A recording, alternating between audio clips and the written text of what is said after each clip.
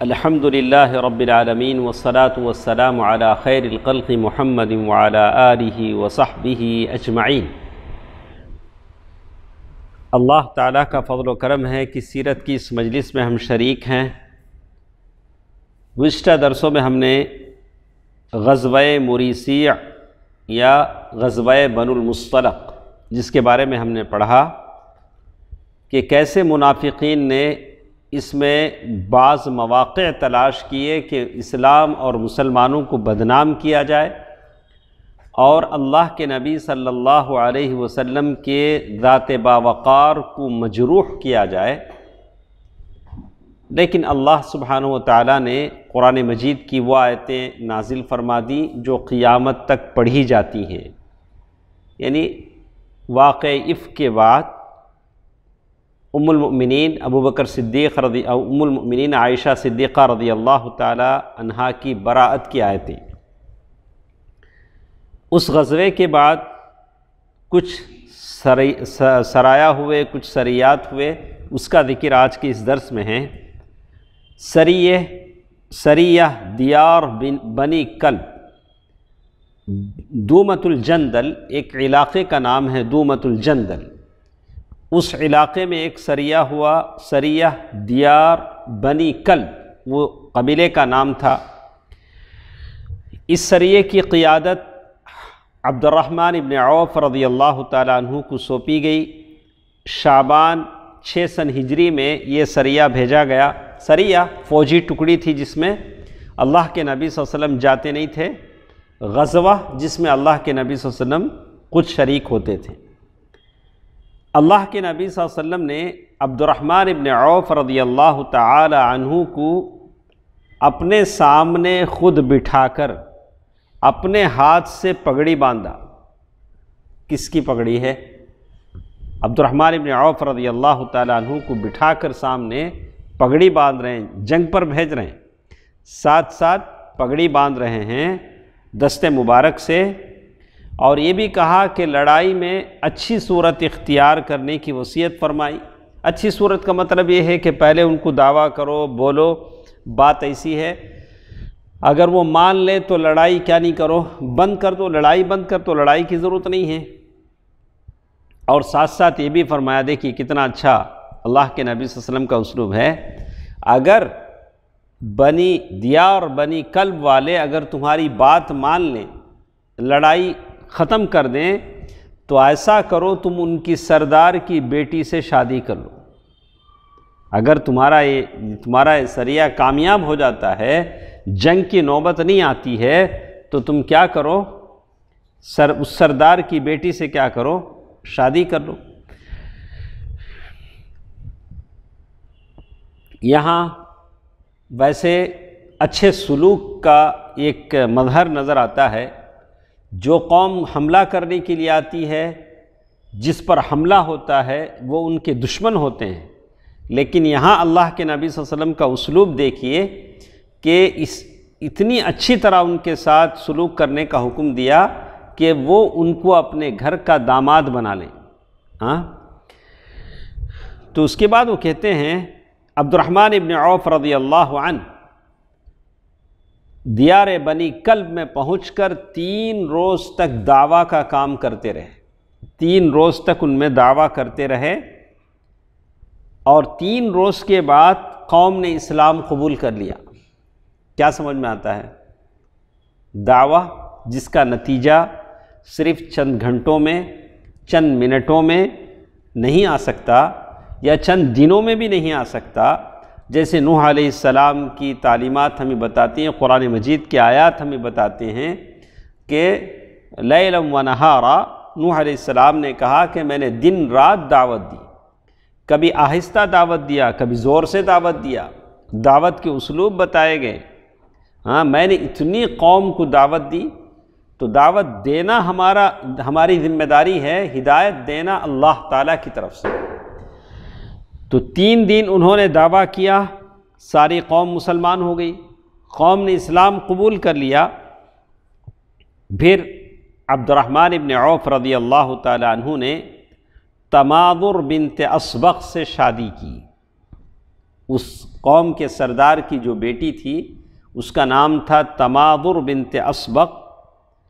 یہی عورت عبد الرحمن ابن عوف کے جو بیٹے ہیں ابو سلمہ، ان کی ماں بنی، ان کے پیٹ سے ابو سلمہ پیدا ہوئے، اس لیے کہ اس عورت کے والد اپنے قوم کے سردار اور بادشاہ تھے۔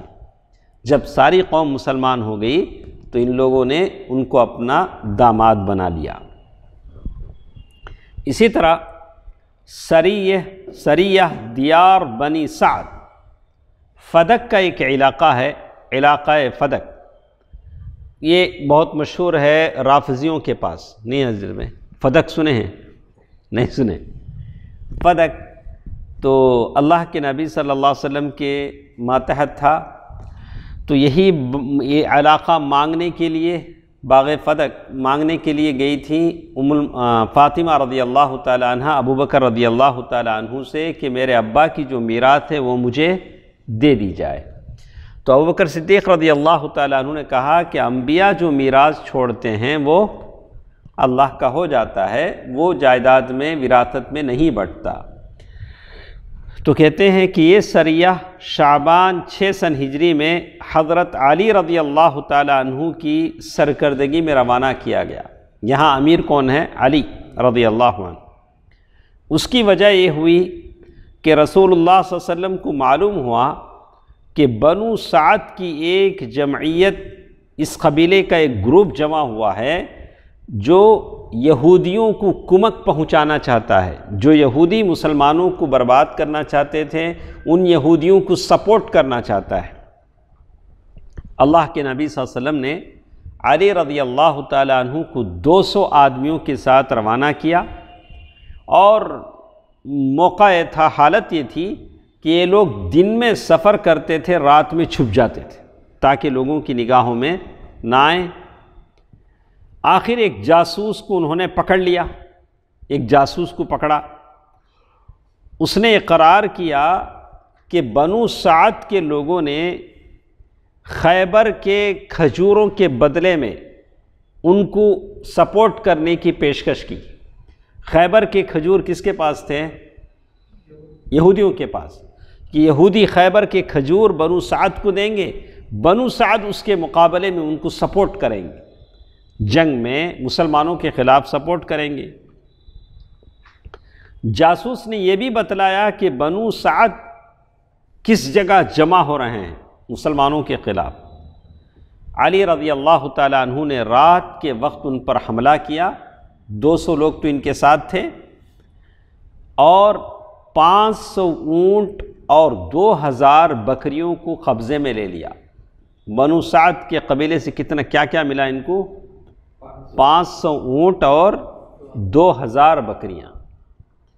لیکن بنو سعد کے قبیلے کے جو لوگ تھے وہ اپنی عورتوں اور بچوں کے ساتھ بھاگ گئے، وہ پکڑ میں نہیں آئے، وہ سارے کے سارے بھاگ گئے، اور ان کا سردار تھا سردار وبر بن علیم، اس کا نام تھا وبر بن علیم۔ اسی طرح ایک اور سریہ ہے، سریہ وادی القریٰ، سریہ وادی القریٰ۔ یہ سریہ ابو بکر رضی اللہ تعالی عنہ یا زید بن حارثہ رضی اللہ تعالی عنہ کی زیر قیادت 6 سن ہجری میں روانہ کیا گیا، اور اس کا سبب یہ تھا کہ اس قبیلے کے لوگوں نے، اس قبیلے کی ایک شاخ نے دھوکے سے اللہ کے نبی صلی اللہ علیہ وسلم کو قتل کرنے کا پروگرام بنایا تھا۔ معلوم یہ ہوتا ہے کہ اللہ کے نبی صلی اللہ علیہ وسلم نے کسی قبیلے کے خلاف کچھ بھی کیا ہے تو وہاں سے کوئی اطلاع آنے کے بعد ہی کیا ہے۔ تو اللہ کے نبی صلی اللہ علیہ وسلم نے ابو بکر صدیق رضی اللہ تعالی عنہ کو روانہ فرمایا۔ سلمہ بن اکوع رضی اللہ تعالی عنہ کا بیان ہے کہ اس سریے میں بھی تھا۔ جب ہم صبح کی نماز پڑھ چکے تو آپ کے حکم سے ہم لوگوں نے چھاپا مارا، اور جو لوگ وہاں پانی کے چشمے پر تھے، ابو بکر صدیق رضی اللہ تعالی عنہ نے کچھ لوگوں کو قتل کیا۔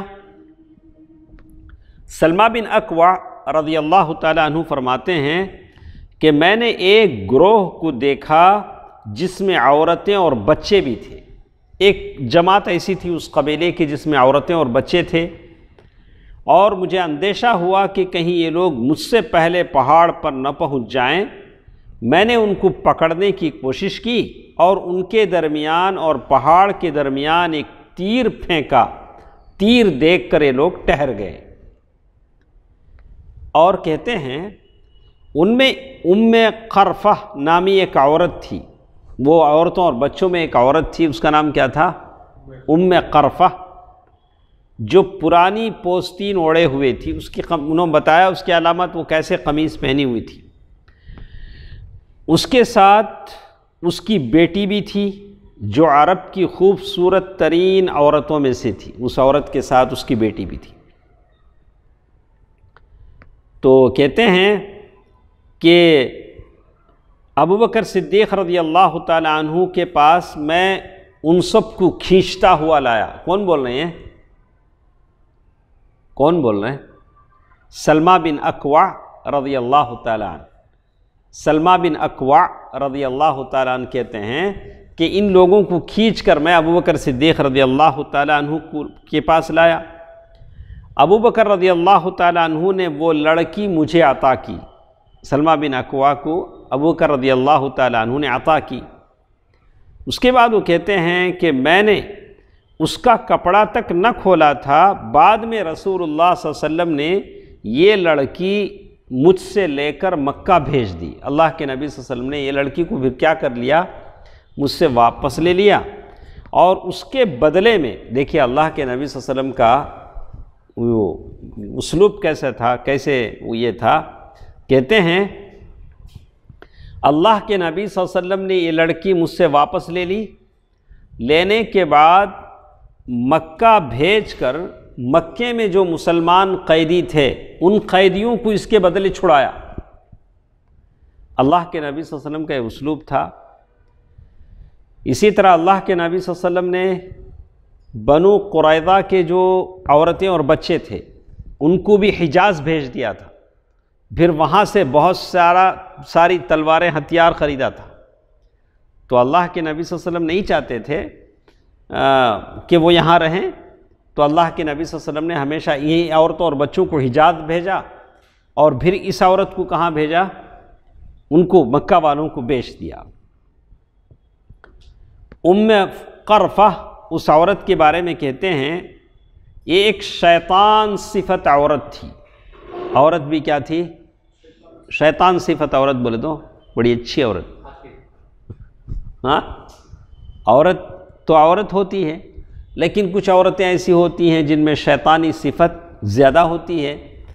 تو اس کے بارے میں کہا کہ ام قرفہ ایک شیطان صفت عورت تھی، نبی صلی اللہ علیہ وسلم کے قتل کی منصوبہ بندی کرتی تھی، ہمیشہ اسی فکر میں رہتی کہ اللہ کے نبی صلی اللہ علیہ وسلم کو کیسے قتل کیا جائے، اور اس مقصد کے لیے اس نے اپنے خاندان کے 30 شہسوار تیار کیے تھے، 30 لوگوں کو اس نے پریپئر کیا تھا، لہذا اسے ٹھیک بدلہ مل گیا اور اس کے 30 سوار مارے گئے۔ اس سریے میں سب کے سب مارے گئے۔ اچھا، یہ ہمارے ساتھ یہ ہماری اس مجلس کی آخری سریہ ہے، سریہ عرنیین۔ اس کو ذرا غور سے سنیں۔ یہ سریہ شوال 6 سن ہجری میں ہے۔ تو کبھی ہم سوچتے ہیں اللہ کے نبی صلی اللہ علیہ وسلم نے ایسا کیوں کیا، تو ہم کو معلوم ہونا چاہیے کہ جیسے کچھ لوگ کرتے ہیں اللہ کے نبی صلی اللہ علیہ وسلم ویسے ان کا بدلہ بھی دیتے ہیں۔ سریہ عرنیین 6 سن ہجری میں کرز بن جابر فہری، اس سریے کے کمانڈر کون تھے؟ کرز بن جابر فہری رضی اللہ عنہ۔ اس سریے کا سبب یہ تھا کہ عقلہ اور عرینہ 2 قبیلے تھے، وہاں کے چند لوگ آئے مدینہ آ کر بولے کہ اللہ کے نبی صلی اللہ علیہ وسلم ہم مسلمان ہو گئے ہیں، اور مدینہ میں قیام کیا۔ وہ 2 قبیلے کے نام کیا تھے؟ عقلہ اور عرینہ۔ نام یاد کرنا ذرا مشکل ہے، لیکن زیادہ پڑھیں گے تو یاد ہو جائے گا۔ اب یہ لوگ آ کر مدینہ میں مسلمان ہو گئے، لیکن مدینہ کی آب و ہوا ان کو راس نہیں آئی، مدینہ کا کلائمیٹ کیا نہیں ہوا، سیٹ نہیں ہوا، تو وہ بیمار ہو گئے، وہ جو آئے تھے وہ بیمار ہو گئے۔ اللہ کے نبی صلی اللہ علیہ وسلم نے ان کو تھوڑے اونٹ دیے، اونٹ دے کر بولے کہ یہ اونٹ لے جاؤ، مدینے سے ذرا باہر جا کے کھلی آب و ہوا میں اونٹ کا دودھ پیو، اونٹ کا پیشاب بھی پیو، کیا کیا پیو؟ اونٹ کا دودھ بھی پیشاب بھی، تمہاری بیماری اچھی ہو جائیں گی۔ تو اللہ کے نبی کا حکم تھا۔ اللہ کے نبی صلی اللہ علیہ وسلم کے بارے میں آتا ہے وَمَا يَنطِقُ عَنِ الْهَوَىٰ، اللہ کے نبی صلی اللہ علیہ وسلم وہی بولتے ہیں جو اللہ تعالیٰ کی طرف سے آتا ہے۔ تو جب یہ لوگ گئے، اونٹ کا دودھ پیا، پیشاب پیا، تو تندرست ہو گئے۔ کیا ہو گئے؟ بہت تندرست ہو گئے۔ تو اللہ کے نبی صلی اللہ علیہ وسلم نے اونٹ بھی بھیجا تھا، اونٹ چرانے والے کو بھی بھیجا تھا۔ تو بولتے نہیں جس برتن میں کھاتے اس برتن میں کیا کرتے ہیں؟ اس میں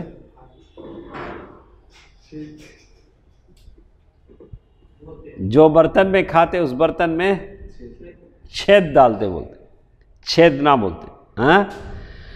تو ان لوگوں نے ایسے ہی کیا، اس راعی کو کیا کیا؟ قتل کر دیا۔ جو چرواہا شپڑ وہاں آیا تھا ان کے ساتھ، اونٹوں کے ساتھ، اس چرواہے کو کیا کیا؟ قتل کر دیا۔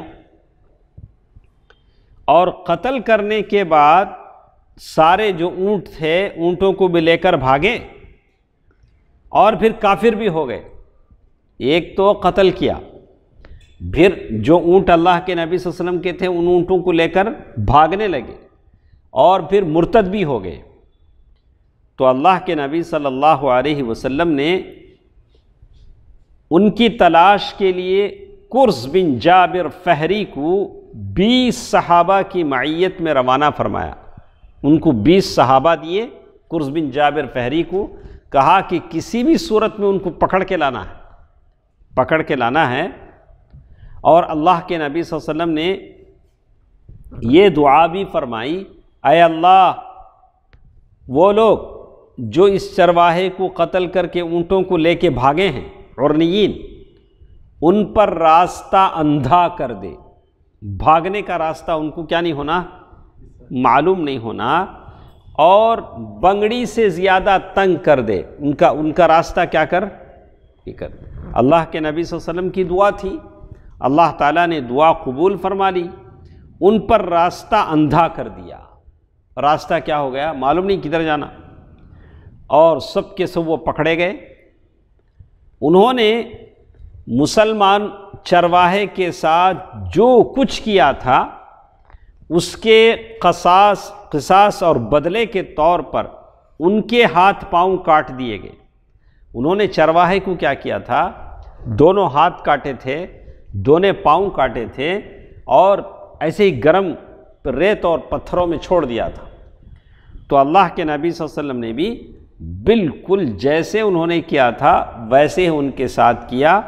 ان کے ہاتھ پاؤں کاٹے گئے، آنکھوں میں گرم سلائیاں پھیر دی گئیں، لوہے کے سیخ کباب بناتے نہیں آپ، ویسا بولے تو سمجھ میں آتا، تو اس کے لیے وہ سلاخیں گرم کی جاتی نا، تو وہ سلاخیں گرم سلاخیں اس کیا کر دی گئیں آنکھوں میں؟ بہرحال یہاں تو ہے الفاظ ہیں، آنکھوں میں گرم سلائیاں پھیرے گئیں۔ تو جیسے زیادتی تو نہیں تھی، جیسے کچھ انہوں نے کیا تھا ویسے ہی اللہ کے نبی صلی اللہ علیہ وسلم نے بھی ان کے ساتھ کیا، اور انہیں حرہ کے گوشے میں چھوڑ دیا گیا۔ حرہ ایک چٹان جو دھوپ میں بہت زیادہ گرم ہو جاتی تھی، جہاں وہ زمین پر تڑپتے تڑپتے اپنے انجام کو پہنچ گئے۔ جیسے روایتوں میں آتا ہے کہ پتھر منہ میں لے کے وہ کترتے تھے تاکہ وہ تکلیف کیا ہو؟ کم کر سکیں۔ ان کا واقعہ صحیح بخاری وغیرہ میں حضرت انس رضی اللہ تعالی عنہ سے مروی ہے۔ تو معلوم یہ ہوتا ہے کہ جیسے انہوں نے کیا اللہ کے نبی صلی اللہ علیہ وسلم نے ان کو اسی کے مطابق یہ کیا۔ اہل سیرت والے اس سریے کے بعد ایک اور سریے کا ذکر کرتے ہیں جسے عمرو بن امیہ ضمری رضی اللہ تعالی عنہ نے سلمہ بن ابی سلمہ کے ساتھ مل کر 6 سن ہجری میں سر کیا تھا۔ اس کی تفصیل یہ بتائی گئی کہ عمرو بن امیہ ضمری ابو سفیان کو قتل کرنے کے لیے مکہ تشریف لے گئے۔ کسے قتل کرنے؟ ابو سفیان، کیونکہ ابو سفیان نے نبی صلی اللہ علیہ وسلم کو قتل کرنے کے لیے ایک بدو کو مدینہ بھیجا تھا، اس کے جواب میں یہ ادھر گئے۔ البتہ فریقین میں سے کوئی بھی اپنی مہم میں کامیاب نہ ہو سکا، نہ یہ ابو سفیان کو قتل کر سکے، نہ وہ بدو آ کر مدینے میں اللہ کے نبی صلی اللہ علیہ وسلم کو قتل کر سکا۔ اللہ نے حفاظت کی۔ اہل سیر یہ بھی کہتے ہیں کہ اس سفر میں عمرو بن امیہ ضمری نے 3 کافروں کو قتل کیا تھا۔ کتنے؟ سفر میں۔ اور خبیب رضی اللہ تعالی عنہ کی لاش اٹھائی تھی۔ صحیح ہے؟ ایسا بولیں صحیح ہے؟ اس لیے صحیح نہیں ہے کہ خبیب رضی اللہ تعالی عنہ کا انتقال بہت پہلے ہو گیا تھا، بہت پہلے وہ شہید کر دیے گئے تھے رجیع کے واقعے کے بعد۔ حالانکہ حضرت خبیب کی شہادت کا واقعہ رجیع کے چند دن یا چند مہینے کے بعد کا ہے، اور رجیع کا واقعہ سفر 4 سن ہجری کا ہے، یہ 6 سن ہجری 2 سال کے بعد۔ تو یہ الگ الگ واقعات ہیں جو سیرت والوں پر گڑبڑ ہو گئے ہیں، یعنی آپس میں مل گئے ہیں۔ تو کہتے ہیں آخر میں شیخ لکھتے ہیں یہ وہ سرایا اور غزوات ہیں جو جنگ احزاب و بنو قریظہ کے بعد پیش آئے۔ ان میں سے کسی بھی سریے یا غزوے میں کوئی سخت جنگ نہیں ہوئی، صرف بعض میں معمولی قسم کی جھڑپیں ہوئی۔ تو اس کے بعد یہ سارے سرایا غزوات کیوں ہوتے تھے اس کا مقصد بیان کرتے ہوئے کہتے ہیں جس کا مقصد بددعاؤں اور اکڑے ہوئے دشمنوں کو خوف زدہ کرنا تھا، یعنی کبھی کبھار اپنی طاقت کا مظاہرہ کرنا پڑتا ہے تاکہ دشمن ہم کو کیا نہ سمجھے، کمزور نہ سمجھے۔ حالات پر غور کرنے سے واضح ہوتا ہے کہ غزوہ احزاب کے بعد صورتحال میں تبدیلی شروع ہو گئی تھی اور دشمنان اسلام کے حوصلے ٹوٹتے جا رہے تھے۔ اب انہیں یہ امید باقی نہیں رہ گئی تھی کہ دعوت اسلام کو توڑا جا سکتا ہے اور اس کی شوکت کو پامال کیا جا سکتا ہے، مگر یہ تبدیلی ذرا اچھی طرح کھل کر اس وقت رونما ہوئی، سامنے آئی جب مسلمان صلح حدیبیہ سے فارغ ہو چکے۔ یہ صلح کون سی صلح عمران؟ صلح حدیبیہ، کیا بولیں گے آپ سے انگلش میں؟ صلح حدیبیہ دراصل اسلامی قوت کا اعتراف اور اس بات پر مہر تصدیق تھی کہ اب اس قوت کو جزیرہ نمائے عرب میں باقی اور برقرار رہنے سے کوئی طاقت روک نہیں سکتی۔ تو یہاں تک یہ ساری باتیں ختم ہو جاتی ہیں۔ اس کے بعد ہمارے پاس دوسرا چیپٹر شروع ہوتا ہے صلح حدیبیہ کا، جو پیش آیا تھا 6 سن ہجری میں۔ کب؟ 6 سن ہجری میں۔ اب تک کے حالات میں یہ بات ہماری سمجھ میں آ گئی کہ اب ماشاءاللہ مسلمانوں کی طاقت، قوت، سطوت پھیل گئی۔ اب دشمنان کی اس میں بھی بیٹھ گیا اسلام دشمن طاقتوں میں کہ اب مسلمانوں کو ہرایا نہیں جا سکتا۔ تو اسلامی دعوت کی کامیابی اور فتح اعظم کے آثار رفتہ رفتہ دکھنا شروع ہو گئے، اور مسجد حرام کعبۃ اللہ جس کا دروازہ مشرکین نے مسلمانوں پر 6 برس تک بند کر رکھا تھا، جب سے اللہ کے نبی صلی اللہ علیہ وسلم مدینہ آئے تھے کسی مسلمان کو کعبۃ اللہ میں جانے کی اجازت نہیں تھی۔ کتنے برس تک؟ 6 برس تک۔ مسلمانوں کے لیے عبادت کا حق تسلیم کیے جانے کی تمہیدات شروع ہو گئیں۔ اب مشرکین نے کہا کہ اب ہمارے طاقت میں نہیں ہے۔ رسول اللہ صلی اللہ علیہ وسلم کو مدینے کے اندر ایک خواب دکھلایا گیا۔ اللہ کے نبی صلی اللہ علیہ وسلم نے ایک خواب دیکھا۔ خواب میں کیا تھا؟ آپ صلی اللہ علیہ وسلم اور آپ کے صحابہ کرام مسجد حرام میں داخل ہوئے ہیں۔ کب دیکھ رہے ہیں خواب؟ 6 سال کے بعد۔ آپ صلی اللہ علیہ وسلم نے خانہ کعبہ کی کنجی بھی لی ہے اور صحابہ سمیت کعبۃ اللہ کا طواف کر رہے ہیں، طواف اور عمرہ کیا، اور پھر کچھ لوگوں نے سر کے بال مڑائے اور کچھ نے کٹوائے، حلق اور ادریس بھائی آپ عمرہ گئے تو کیا کیے؟ حلق اور اللہ تعالیٰ سب کو عمرہ اور حج کی زیارت سعادت نصیب فرمائے، آمین۔ تو کچھ لوگ حلق کرتے ہیں، کچھ لوگ قصر کرتے ہیں، کچھ لوگ سارے بال مڑاتے ہیں، کچھ لوگ صرف ٹرم کرتے ہیں۔ تو اللہ کے نبی صلی اللہ علیہ وسلم نے یہ ساری چیزیں خواب میں دیکھی تو بڑی خوشی کی بات تھی۔ تو اللہ کے نبی صلی اللہ علیہ وسلم نے صحابہ کرام کو اطلاع دیا کہ میں نے ایسا ایسا خواب دیکھا، تو ساروں کو بڑی مسرت ہوئی، سب خوش ہو گئے اور انہوں نے سمجھا کہ اس سال مکے میں داخلہ نصیب ہوگا۔ اتنے سالوں کے بعد 6 برس بعد اب مکے میں داخلہ نصیب ہوگا۔ آپ صلی اللہ علیہ وسلم نے صحابہ کرام کو یہ بھی بتلایا کہ آپ عمرہ ادا فرمائیں گے۔ اللہ کے نبی صلی اللہ علیہ وسلم نے یہ بھی کہا کہ میں عمرہ کروں گا۔ تو سارے لوگ سفر کے لیے تیار ہو گئے۔ اب کیا تھا؟ اللہ کے نبی صلی اللہ علیہ وسلم کا خواب تھا۔ اللہ کے انبیاء کے خواب سچے ہوتے ہیں، اور مسلمانوں میں روانگی کا اعلان کر دیا گیا اور ساری آبادیوں میں اعلان ہو گیا کہ جو لوگ بھی اللہ کے نبی صلی اللہ علیہ وسلم کے ساتھ آنا چاہیں چلیں۔ اس سے بڑھ کر کیا ہو کہ آپ فخر کے ساتھ کہیں کہ میں نے فلاں کے ساتھ حج کیا، فلاں کے ساتھ عمرہ کیا۔ آج بھی لوگ کسی عالم کے ساتھ، کسی شیخ کے ساتھ عمرہ کرتے ہیں تو بڑے فخر کے ساتھ بولتے ہیں کہ ہمارے حج میں فلاں صاحب ہمارے ساتھ تھے، عمرے میں فلاں صاحب ہمارے ساتھ تھے، ماشاءاللہ۔ لوگ بولتے ہیں، اسی لیے کچھ لوگ اس کا بھی انتظام کرتے ہیں کہ اچھا تو یہ کہتے ہیں کہ آپ نے مدینے اور گرد و بیش کی آبادیوں میں اعلان فرما دیا کہ لوگ آپ کے ہمراہ روانہ ہوں، لیکن بیشتر اعراب نے تاخیر کی۔ ادھر آپ نے دھلے کپڑے پہنے، اللہ کے نبی صلی اللہ علیہ وسلم نے دھلے کپڑے پہنے۔ مدینے پر عبداللہ ابن ام مکتوم کو یا نمیلہ لیثی کو اللہ کے نبی صلی اللہ علیہ وسلم نے ذمہ دار بنایا، نگران بنایا، جانشین مقرر فرمایا۔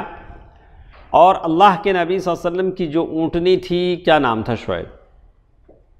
اللہ کے نبی صلی اللہ علیہ وسلم کی اونٹنی کا نام کیا تھا؟ اللہ کے نبی صلی اللہ علیہ وسلم کی اونٹنی کا نام کیا تھا؟ قصوہ۔ کیا نام تھا؟ قصوہ۔ لوگ وہ ٹیمپو والے لکھ لیتے نہیں، قصوہ ٹراولز، کبھی پڑھے ہیں؟ سمجھ میں نہیں آیا، ارے قصوہ کیوں لکھا انہوں نے؟ اچھا، اللہ کے نبی صلی اللہ علیہ وسلم کی اونٹنی کا نام۔ تو اس اونٹنی پر سوار ہو کر یکم ذی قعدہ کی 1 تاریخ 6 سن ہجری کو اللہ کے نبی صلی اللہ علیہ وسلم نکلے، دوشنبے کو روانہ ہوئے۔ آپ کے ہمراہ ام المؤمنین ام سلمہ رضی اللہ تعالی عنہا بھی تھیں۔ اس سفر میں کون ہیں؟ ام سلمہ رضی اللہ تعالی عنہا، اور آپ کے ساتھ 1400 صحابہ ہیں۔ ماشاءاللہ، جب مکے سے نکلے تو اکیلے تھے، لیکن اب 6 سال بعد جب مکہ جا رہے ہیں تو کتنے ہیں؟ 1400 صحابہ ہیں۔ آپ نے صرف وہ ہتھیار لیا جو مسافر اپنے ساتھ رکھتا ہے۔ اللہ کے نبی صلی اللہ علیہ وسلم کی سنت ہے کہ ٹراولر کم از کم اپنے ساتھ کون سا ہتھیار رکھیں؟ تلوار۔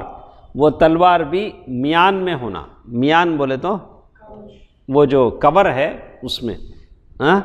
تو ہم لوگ صرف موبائل کا وہ پوچھ جانتے ہیں، اس کا پوچھ کیا جانا۔ تو وہ کون سا پوچھ ہے؟ تلوار کا۔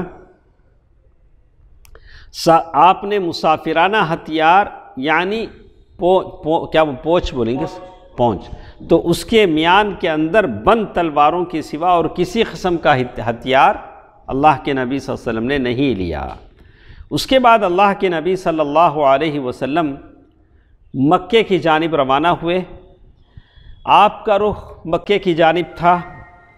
آپ مدینے سے نکل کر ذوالحلیفہ پہنچے۔ ذوالحلیفہ آج کے حساب سے بیر علی، آج کیا نام ہے؟ بیر علی۔ تو آج آپ ٹیکسی میں جائیں گے تو مدینے مسجد نبوی سے ذوالحلیفہ بیر علی آپ 20 منٹ لگیں گے۔ زیادہ سے زیادہ کتنا ٹائم لگے گا؟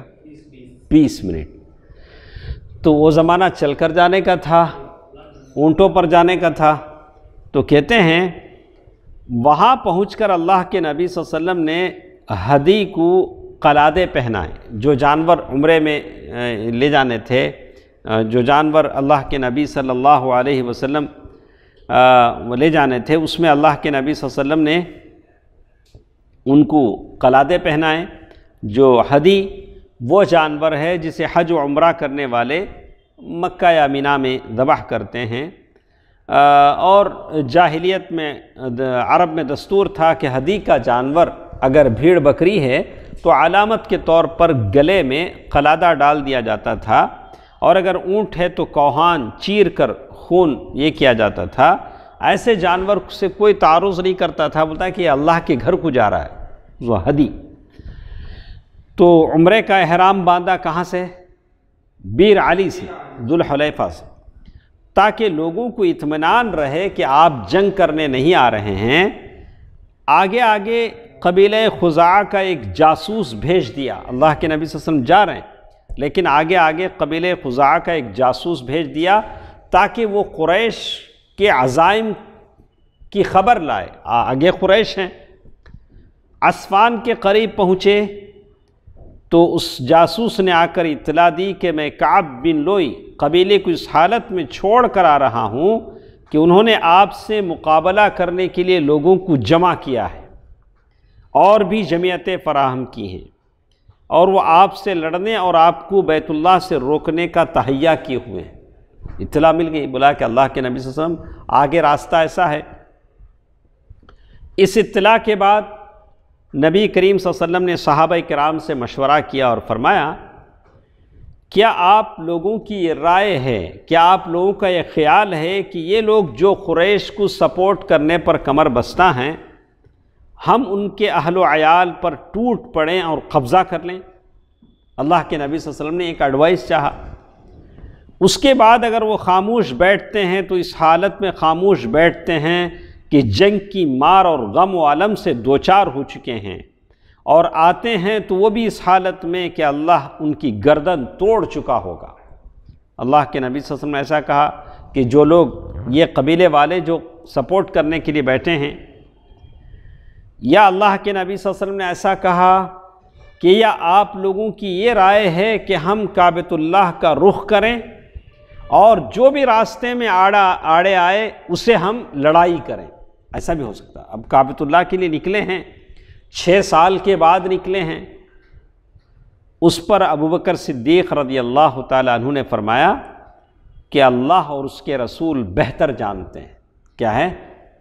اللہ اور اس کے رسول بہتر جانتے ہیں، مگر ہم عمرہ ادا کرنے آئے ہیں، کسی سے لڑنے نہیں آئے ہیں۔